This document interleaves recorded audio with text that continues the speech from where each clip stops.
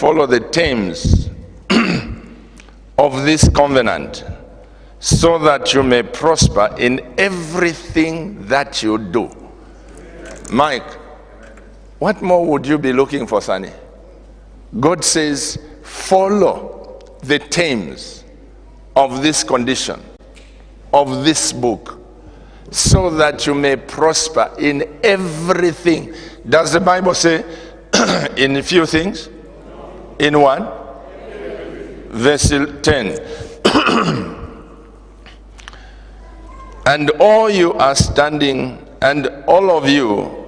are standing today in the presence of the Lord your God, your leaders and your chief men, your elders and officials, and all the other men of Israel, together with your children and your wives, and the aliens living in your camps, who chop your wood and carry your water, meaning your servants.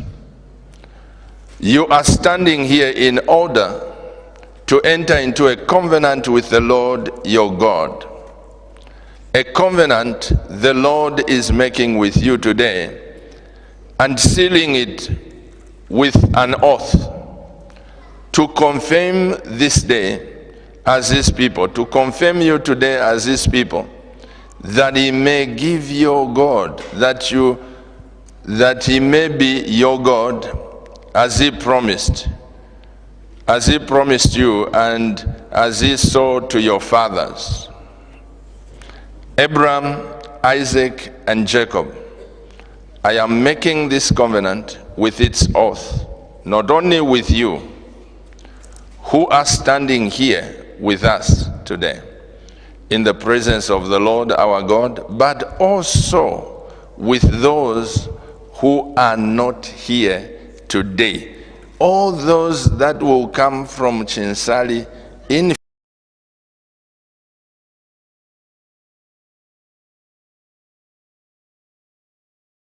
across the countries of the world who are not yet.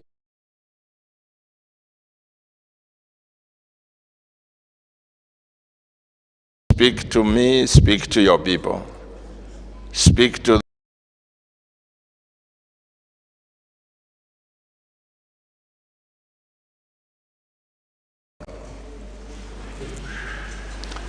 I began by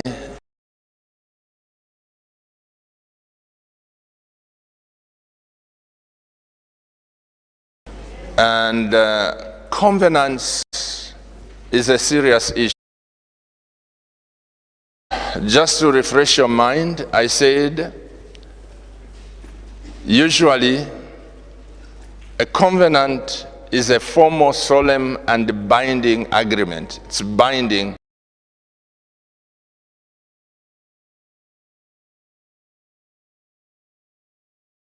Relationships or agreements, elements rather than content.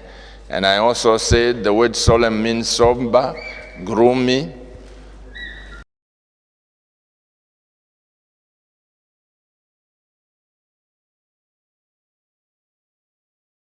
sanction or an oath, meaning when God makes an oath with you and he sanctions what you will become, it stays without change.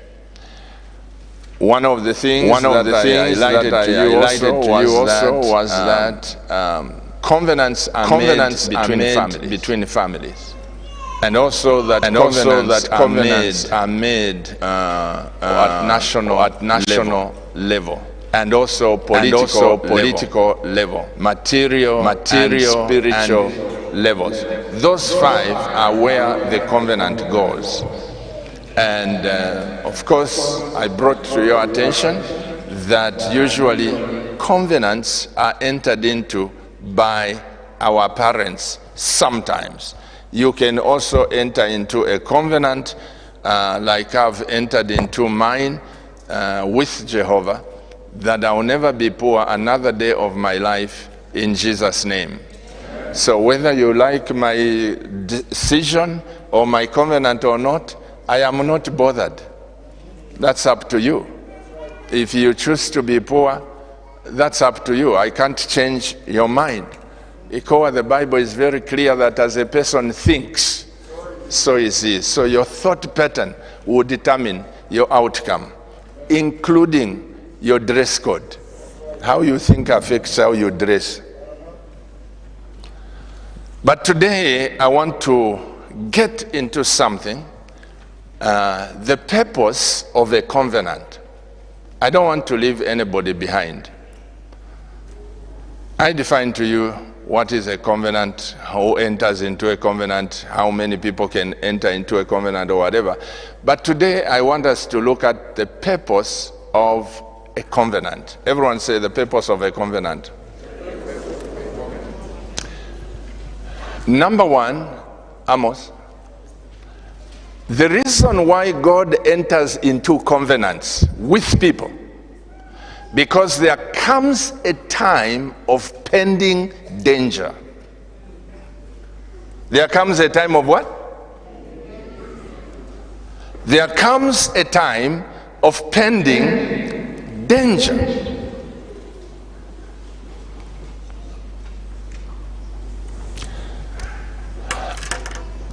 I have been swindled before with my wife, several times. And you know, as a pastor and as a child of God, I don't know, in me, I want to live like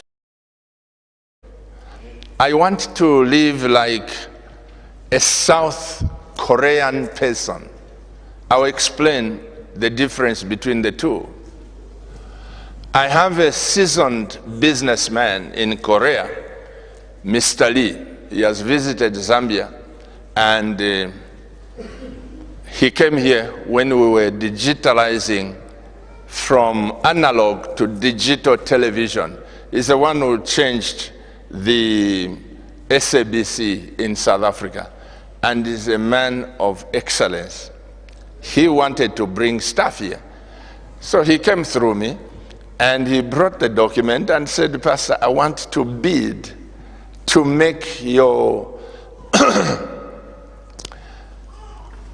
this standard smart.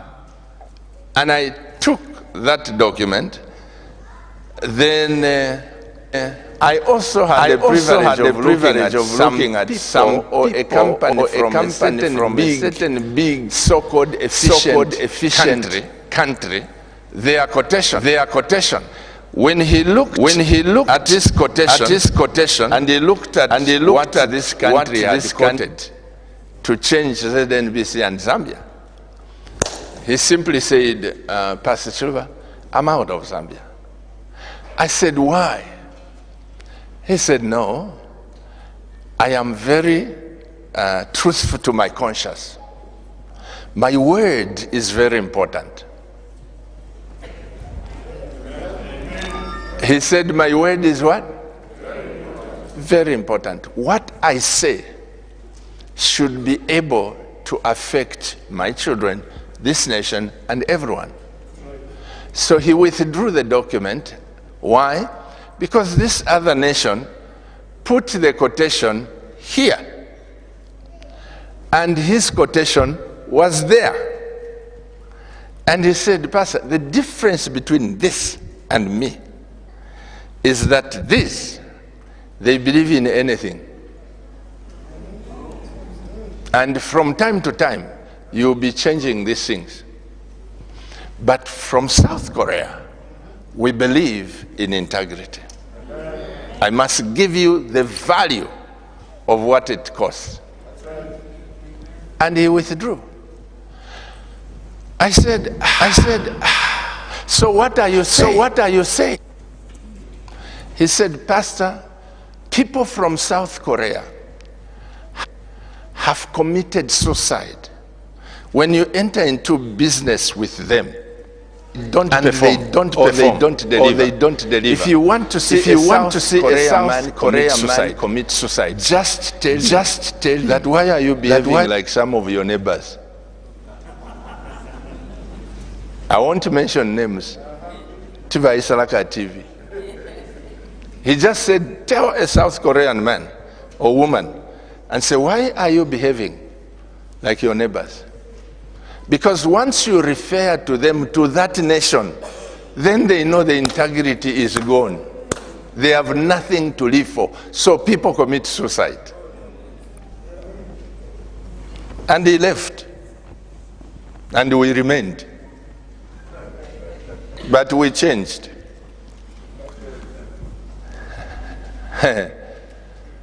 So, looking at South Korea and Israel, you know, the Israelites, true Jewish people, they have a saying that my word is my bond. When you are dealing with a Jew, I've dealt with some, with my wife here. When you are dealing with a Jew, he gives you his word. He's not going to backtrack. He says, my word is my bond. So I've tried Donji, the South Koreans, and the Jewish people. But what I forget is that sometimes I deal with Zambians. How many of you are saying, Pastor James, I forget that I deal with other nations? Because of that, it gives me a position where I start doubting. So my lawyer said to me, Charles Siamuto, a very good, to me, Pastor, never enter into a contract with anybody without a written document. You must sign a contract, because that gives us strength as lawyers. Even when you are dealing with church members, especially believers, tongue-talking, blood-swimming Christians, you need a document. And he said, an agreement is not for good times. It is for bad times. When a believer does not honor his obligation. How many of you know that some of the most careless people are Christians? You must be lifting up your hands.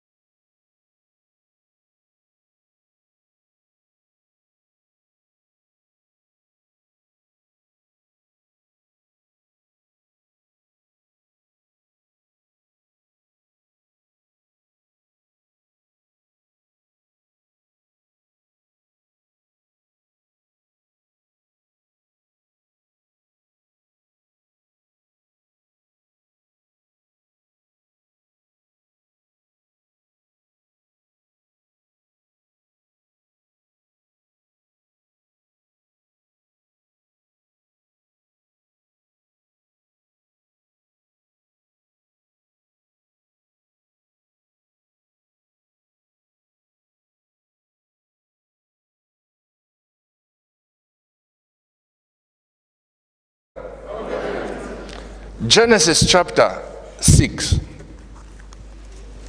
Let's go to it. Genesis chapter 6. And we look at verse 17. God is telling Noah in verse 17, I am going to bring flood waters on the earth to destroy all life under the heavens.